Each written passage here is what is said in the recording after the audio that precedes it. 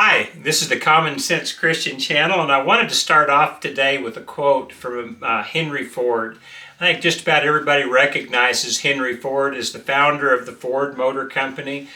He was one of the richest industrialists in the history of America. And yet here is a quote that he had. He said, "Work is the only pleasure. It is only work that keeps me alive and makes life worth living. I was happier when doing a mechanic's job." Well, this quote, if true, and I believe it is, I believe he sincerely meant it when he said it, should give us some insight into the question, can money buy happiness? And to Henry Ford, the answer was no. Now, while it's true money can't buy you happiness, certainly poverty can make you really, really sad.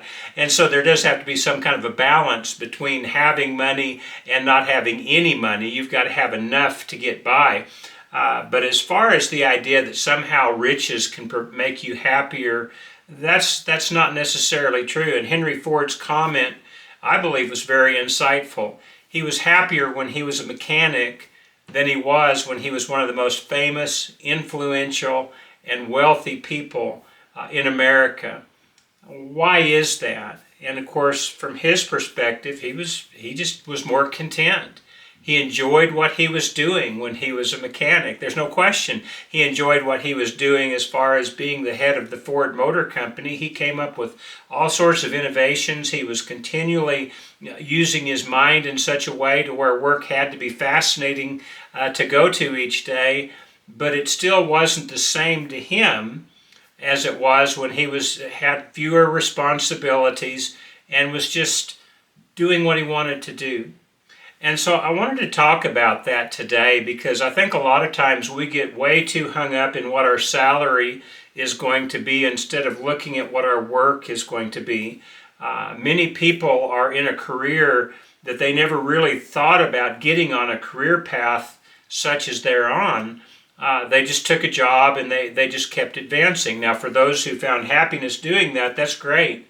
But for those who just kind of happened into a career and they're not very happy with that happening, this is something to think about. I like to listen to all sorts of financial programs, and it's interesting when somebody calls into a financial program and the host will ask them how much money they're making, and they'll say $100,000 or something like that, and the coach will, or the radio host will say, "Congratulations, you're killing it," as if this is the main thing, but it's not. Your relationship to God is the main thing, and your relationship with your family is the main thing. And so if you can have a career that makes you happy, that can allow you to continue to serve God to the best of your ability and to enjoy your family and to have enough time for your family, then it may be a whole lot better for you to be making a $50,000 salary or less than it would to be making a $100,000 salary or more with a career that prevents you from serving God in the way that He expects you to serve Him, or that prevents you from enjoying your family as I believe each person wants to enjoy it. Now, I wanted to look at perhaps the most famous example of wealth not buying happiness, and it involves King Solomon. And just listen to some of the statements he had to say. In Ecclesiastes chapter 1, it says, "The words of the teacher, son of David, king in Jerusalem, meaningless, meaningless, says the teacher, utterly meaningless. Everything is meaningless." Well, how could one of, if not the most wealthy man on the face of the planet at that time say that life is meaningless? Well, he explains how. If you go on and continue to read in Ecclesiastes chapter 2 now, he says this, "I thought in my heart, come now, I'll test you with pleasure and find out what's good. But that also proved to be meaningless. Laughter, I said, is foolish, and what does pleasure accomplish? I tried cheering myself with wine, embracing folly, my mind still guiding me with wisdom. I wanted to see what was worthwhile for men to do under heaven during the few days of their lives. I undertook great projects." This is where the work comes in. I built houses for myself, planted vineyards, made gardens and parks, planted all kinds of fruit trees in them. I made reservoirs to water groves of flourishing trees. I bought male and female slaves and had other slaves born in my house. I also owned more herds and flocks than anyone in Jerusalem before me. I amassed silver and gold for myself, the treasure of kings and provinces. I acquired men and women singers and a harem, as well as the delight of the heart of men. I became greater by far than anyone in Jerusalem before me. In all this my wisdom stayed with me. I denied myself nothing my eyes desired. I refused my heart no pleasure. My heart took delight in all my work, and this was the reward for all my labor. Yet, when I surveyed all that my hands had done, and what I had toiled to achieve, everything was meaningless, a chasing after the wind. Nothing was gained under the sun. In other words, Solomon, the wisest man that the world has ever known besides Christ, and Christ was deity as well. So Solomon, the wisest man in the world and one of the wealthiest men in the history of the world, found life to be meaningless when he was just going after physical pursuits. A lot of people think if they could just have more money, if they could be wealthy to do whatever they wanted to be, that they would just really be happy then. But really, just more wealth is going to make you more of what you are to begin with. If you're selfish, it'll probably make you more selfish. If you are a seeker after your own pleasure, it'll just make you be able to do that more. Whatever it is you tend towards, money might allow you to have more opportunities to tend towards these things. But if they're not good things, if they're not righteous things, then they become worthless. Solomon, it appears, was much happier when he was younger, and his full intent was to serve God and to serve the people over whom he was king. But there came a point where his grand ideas and his lofty desires to be somebody meaningful in life, somebody who truly was an effective servant of God, somehow went by the wayside, excuse me, in his pursuit for riches and for what they might buy. And when he looked back over his life, he found out that his life had been meaningless. Well, this is something we want to prevent, and this is something I believe that everybody wants to do something significant in their life, and they do want to prevent wasting their life. And so how can you do that? And one of the ways you can do that, I'm convinced, and I've become more and more convinced of this as I've observed people and as I've worked different jobs, is you can get you a job or you can get you a career that you know is pleasing to God, that allows you to have the time with your family and your loved ones, and that also allows you to pursue things that you enjoy doing over a career that just pays money. Because money in the end is just paper that's going to burn, or if it's gold that's going to melt. But the things that you do, your relationships, your eternal soul, and the eternal souls of those that you love, those are lasting things. And these are the things we need to take into consideration when we try to determine what kind of career paths that we're going to choose. Now, Solomon also said this in Ecclesiastes chapter 5, and I think this is something that, to me, is one of the most important things he said. It's found in verses 18 through 20 of Ecclesiastes 5, and he said this: "Then I realized it's good and proper for a man to eat and drink and find satisfaction in his toilsome labor under the sun during the few days of life God has given him, for this is his lot. Moreover, when God gives any man wealth and possessions and enables him to enjoy them, to accept his lot and be happy in his work, this is a gift of God. He seldom reflects on the days of his life because God keeps him occupied with the gladness of his heart." I really like that. I look back on my own life and I realize how truly blessed I've been. First and foremost, I was raised in a Christian family, and I came to know God at a very young age. And even though I strayed from time to time, I always came back to God's Word, and I realized after studying His Word that it was something that would give you the very best possible life. And so being a Christian is the first key in a happy life. But as far as what we do for a living, that also has a big role in your happiness. When I was in high school and college, I worked at Kentucky Fried Chicken. I was just a cook.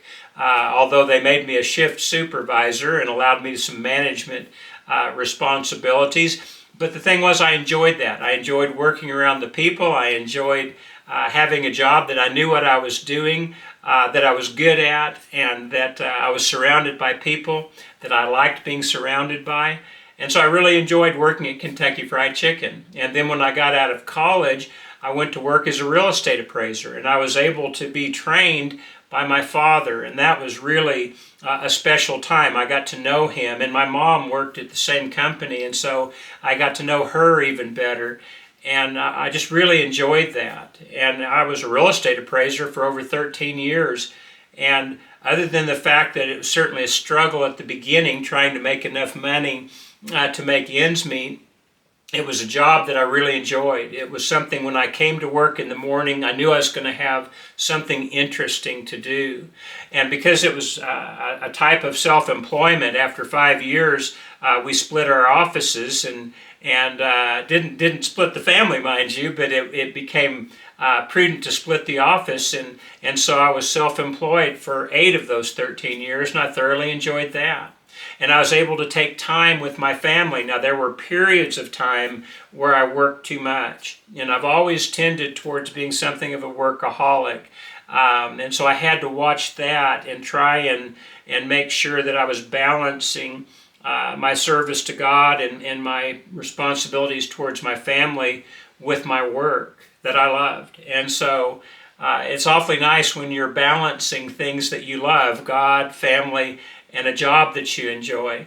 And so I realized I was very blessed with that. And then when I decided to become a preacher, I'd worked with a youth group for the 13 years I was a real estate appraiser, but then I became a full-time preacher and youth group worker, and did that for 28 years and thoroughly enjoyed that.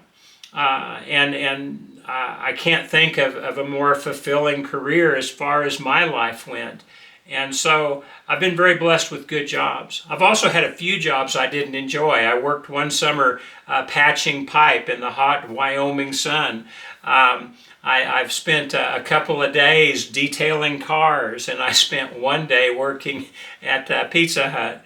And each time I would quit those jobs because I didn't like them. I didn't like what I was doing. And even though the money might have been better than I could have had at, say, Kentucky Fried Chicken, the joy wasn't there. And so since I could make ends meet with the job that I had that made me happier, it made a lot more sense to go in that direction. I know a man, a good friend of mine, who had worked a good job and made good money, but his dream was to be able to stop that job at some point and go into farming and ranching full time. And so he had that as his goal, and it was ever before him. And finally, he got the opportunity to do that. And I haven't asked him. I'm sure it couldn't possibly, pay as much money as his career was paying in his other line of work. But he sure seems happy, and his family sure seems happy. And I imagine that because there's such a joy on the career path that he's taken, that eventually he'll make even more money at that. But whether he does or not, it doesn't matter. He's able to serve God to his potential, or is trying to do that. He's able to spend time with his family who he loves, and he has a job he enjoys getting up in the morning and going to. There's something to be said for that. And even though he might call in a talk show and tell him what he was making, and the radio host or the television host wouldn't think that he was killing it, when it came to the satisfaction of life, he really was. And he continues to do that. I have a family member in a very similar situation. She enjoys being self-employed, and she likes the work. Even though the work sometimes is very difficult and long hours, she enjoys that work. She could make multiples of what she is making self-employed in a career job, and she certainly has the degree in college to be able to go and do that, should she choose, but she enjoys the self-employment. And so here is another instance of going down a path, a career path that a lot of people would look at and say, boy, you're just crazy to be doing that, but the satisfaction and the joy is there.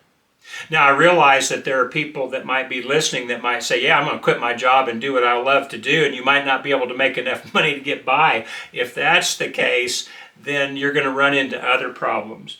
I want to read a passage that is very familiar to everybody. It's found in the Sermon on the Mount, and Jesus is talking, and he talks about the fact that we do have to make ends meet, and we do have to have physical things in this life. But if we're seeking God first, He'll provide the opportunity for the rest.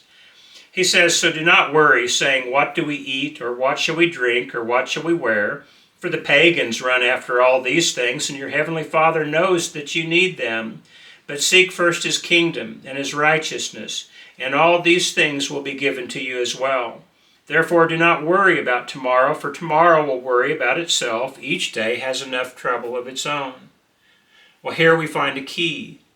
Seek God's kingdom first, and then you don't have to worry.